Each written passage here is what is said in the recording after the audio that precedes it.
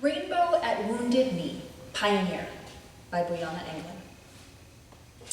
By the time I realized that I had hypothermia, I'd run out of options. We were barely on our descent, and the numbingly cold rain had soaked through every layer of clothing. I never was a person to follow simple common sense. I'd left the house without any rain gear on a day when the skies threatened to open up the way they do around here, apocalyptically, as if the Old Testament were set near the Arctic and God had decided to pour a freezing hell on the place. I'd spent the last several weeks living in a cabin at the very base of the mountain, where every window framed a view of it.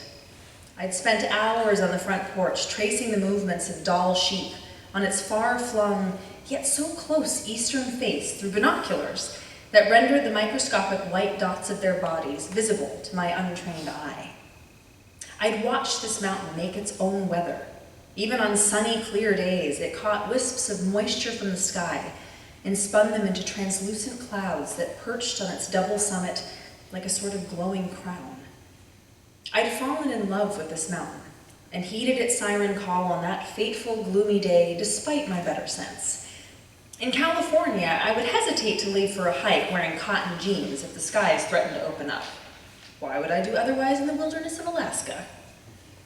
That day we'd gone higher and further towards the fog-covered summit of the mountain than either of us intended. We started the hike late and slow, but somehow momentum took over, perhaps because when it started to rain, the temperature dropped and we needed to move faster to stay warm. Also because when I channel my inner goat, I love the challenge of a good climb. My hiking partner, an old, grizzly, lifelong bachelor and mountain man, grumbled at my choice of attire. He was clad in rain gear from head to toe, carried overnight provisions in case an emergency stranded him until the next morning, and rambled ahead of me using hiking poles to add stability and arm power to his stride. I wasn't fazed.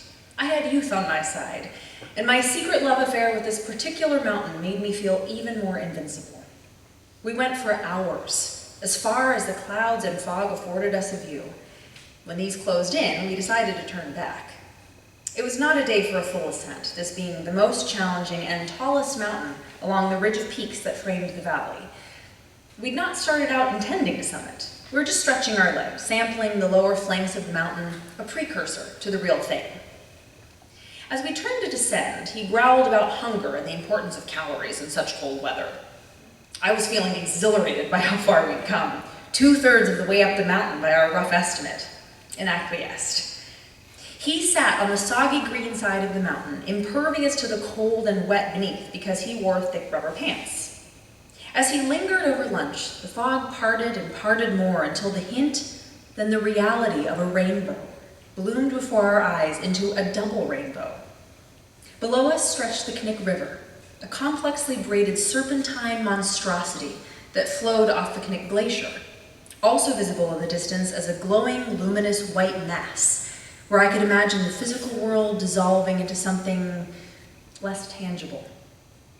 Transfixed by the ethereal, unspeakably beautiful landscape stretched before me, I completely left my body, letting it for a few moments also dissolve into something less tangible. I forgot everything I ever knew about the physical limits of temperature. We lingered even longer so I could photograph what my eyes hardly believed to be real. And then we finally began our descent, if it could be called that. For me, it was more a brutally painful sequence of falls that lasted several hours, and just as many miles and thousands of vertical feet. I didn't understand at first why my legs seemed uncontrollable, as though they belonged to another person, but happened to be attached to my body. These foreign legs trembled. They froze. My knee locked into place, snapping and splaying at odd angles until gravity had its way with me, and I found myself level with the ground, over and over again. I was puzzled at first, thinking I just needed to try harder to navigate what had indeed become treacherous terrain. For the soil on this mountain is loess, volcanic and glacial in origin, wind-blown sediment as fine as flour. As soon as any moisture hits it, it turns as slick as ice. On this day of torrential downpour, we skidded, slid, and slipped our way down like novice skiers in mud. I mostly continued to fall, becoming angrier and angrier as the pain settled into my right knee from so many consecutive sprains. And then the fear set in, as I realized I was also dealing with hypothermia that had made me a stranger to my own body. The cold had set so deeply into my leg muscles that they split from the rest of me. Our descent became as grim as the climb, and our apex had been euphoric. I considered the Old Testament God once again, the one who gives with one hand and takes with the other.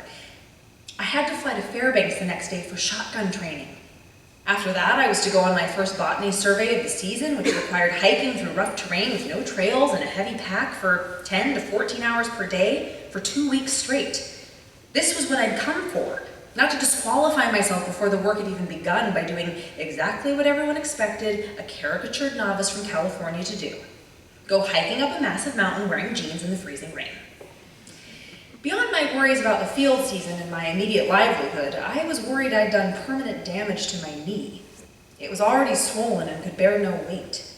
The grizzly at my side grumbled about lateral tears in the ligament and the prospect of knee surgery. I was grateful at least for the raindrops on my face that camouflaged what fell from my eyes. And thus ended my love affair with the mountain. Or so I thought. I was completely humbled and defeated by the time we reached the car and home late that evening. In that state, awe left me completely, opening the door to desperate prayer, which perhaps represents a different form of awe, our fear of the worst. Please, please let me heal from this.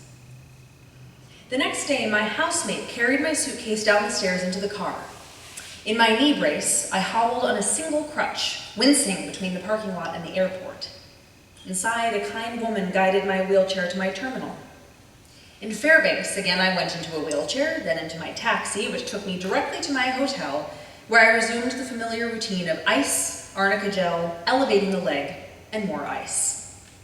The following day, I learned to shoot, and to not let the kickback throw my knee out again. I tried to not let pain show. Weakness is frowned upon in Alaska. And my instructor was an ex-Marine who had purportedly been a sniper in Vietnam and now hunted grizzlies by himself. I really wanted to be as tough as him, or at the very least, not as weak as myself. Cynthia Ozick once wrote, "We are buffeted into being by small hurts." If she had ever visited Alaska, perhaps she would have said that we are buffeted into being by small hurts and big landscapes. Something in me rose up in the midst of this experience. I made it to my first botany survey, wearing a smaller knee brace and carrying a massive hinged one in case things got bad in the field. My knee kept giving out on me, particularly on slippery, uneven terrain. I would cry out at the sudden pain, curse, and keep going.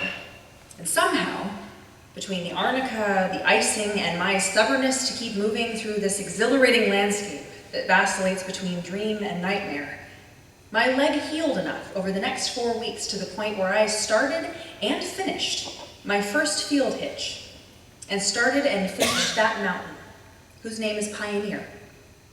Like the first, the second ascent, this time to the very top, became a parable of awe that warrants its own separate telling.